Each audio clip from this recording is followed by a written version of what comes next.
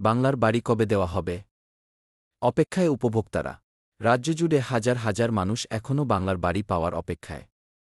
আবেদন, যাচাই ও তালিকা প্রকাশের পরও কবে বাড়ির টাকা বা নির্মাণ শুরু হবে, তা নিয়ে সাধারণ মানুষের মধ্যে প্রশ্ন বাড়ছে। প্রশাসন সূত্রে জানা গেছে, উপভোক্তাদের তথ্য যাচাই ও চূড়ান্ত তালিকা তৈরির কাজ চলছে। যেসব নাম ইতিমধ্যে অনুমোদিত হয়েছে, সেগুলো পর্যায়ক্রমে দেওয়ার পরিকল্পনা রয়েছে।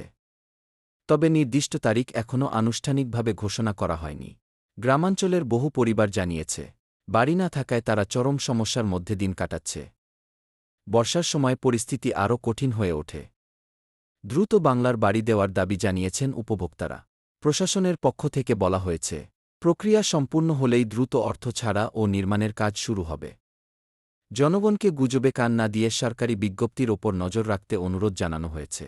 এখন দেখার, কবে বাস্তবে বাংলার বাড়ির চাবি হাতে পান সাধারণ মানুষ।